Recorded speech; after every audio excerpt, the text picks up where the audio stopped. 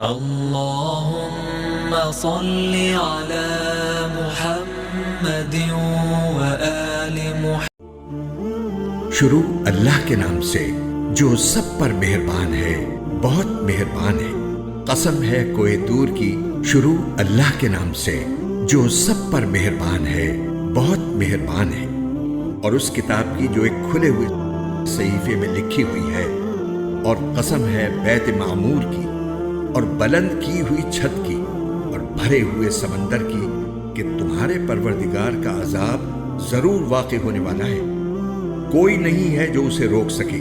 جس دن آسمان تھر تھرا کر لرز اٹھے گا اور پہاڑ ہولناک طریقے سے چل پڑیں گے، تو اس دن بڑی خرابی ہوگی ان کی جو حق کو جھٹلاتے ہیں، جو بیہودہ باتوں میں ڈوبے ہوئے کھیل رہے ہیں۔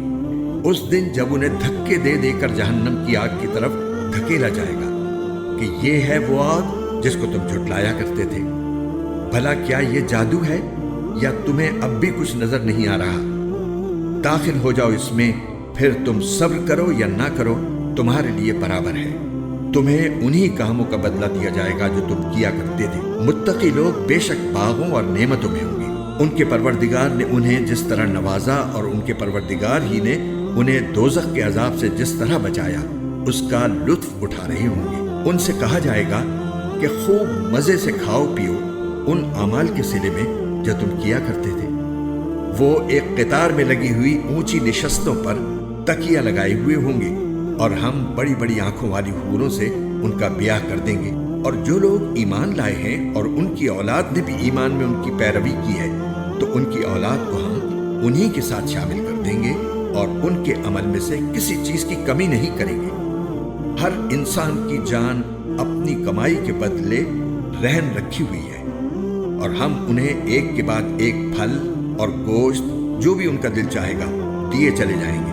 وہاں وہ ایسے جام شراب پر دوستانہ چھینا جھپٹی کر رہے ہوں گے جس میں نہ کوئی بےہودگی ہوگی اور نہ کوئی گناہ ہوگا، اور ان کے ارد گرد وہ نوجوان پھر رہے ہوں گے جو انہی کی خدمت کے لیے مخصوص ہوں گے، ایسے خوبصورت جیسے چھپا کر رکھے ہوئے موتی۔ اور وہ ایک دوسرے کی طرف متوجہ ہو کر حالات پوچھیں گے، کہیں گے کہ ہم جب اپنے گھر والوں یعنی دنیا میں تھے تو ڈرے سہمے رہتے تھے، آخر اللہ نے ہم پر بڑا احسان فرمایا اور ہمیں جھلسانے والی ہوا کے عذاب سے بچا لیا۔ ہم اس سے پہلے اس سے دعائیں مانگا کرتے تھے۔ حقیقت یہ ہے کہ وہی ہے جو بڑا محسن، بہت مہربان ہے۔ لہٰذا اے پیغمبر، تم نصیحت کرتے رہو، کیونکہ تم اپنے پروردگار کے فضل سے نہ کاہن ہو نہ مجنون۔ بھلا کیا یہ لوگ یوں کہتے ہیں کہ یہ صاحب شاعر ہیں جن کے بارے میں ہم زمانے کی گردش کا انتظار کر رہے ہیں؟ کہہ دو کہ کر لو انتظار، میں بھی تمہارے ساتھ انتظار کر رہا ہوں۔ کیا ان کی عقلیں ان کو یہی کچھ کرنے کو کہتی ہیں، یا وہ ہیں ہی سرکش لوگ؟ ہاں، کیا وہ یہ کہتے ہیں کہ ان صاحب نے یہ قرآن خود گھڑ لیا ہے؟ نہیں، بلکہ یہ ضد میں ایمان نہیں لا رہے۔ اگر یہ واقعی سچے ہیں تو اس جیسا کوئی کلام گھڑ کر لے آئیں۔ کیا یہ لوگ بغیر کسی کے آپ سے آپ پیدا ہو گئے ہیں، یا یہ خود اپنے خالق ہیں، یا کیا آسمان اور زمین انہوں نے پیدا کیے ہیں؟ نہیں، بلکہ اصل بات یہ ہے کہ یہ یقین نہیں رکھتے۔ کیا تمہارے پروردگار کے خزانے ان کے پاس ہیں، یا وہ داروغہ بنے ہوئے ہیں، یا ان کے پاس کوئی سیڑھی ہے جس پر چڑھ کر یہ عالم بالا کی باتیں سن لیتے ہیں؟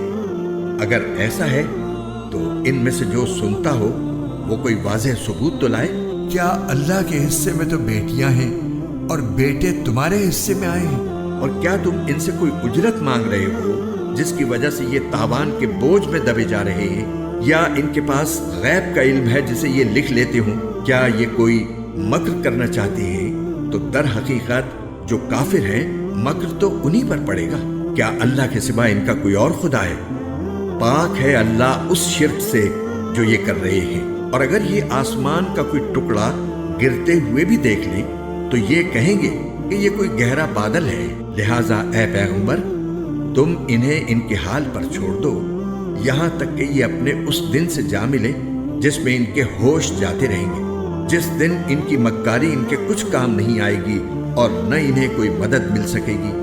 اور اس سے پہلے بھی ان ظالموں کے لیے ایک عذاب ہے، لیکن ان میں سے اکثر لوگوں کو پتہ نہیں ہے۔ اور تم اپنے پروردگار کے حکم پر جمے رہو کیونکہ تم ہماری نگاہوں میں ہو، اور جب تم اٹھتے ہو اس وقت اپنے پروردگار کی حمد کے ساتھ اس کی تسبیح کیا کرو، اور کچھ رات کو بھی اس کی تسبیح کرو، اور اس وقت بھی جب ستارے ڈوبتے ہیں۔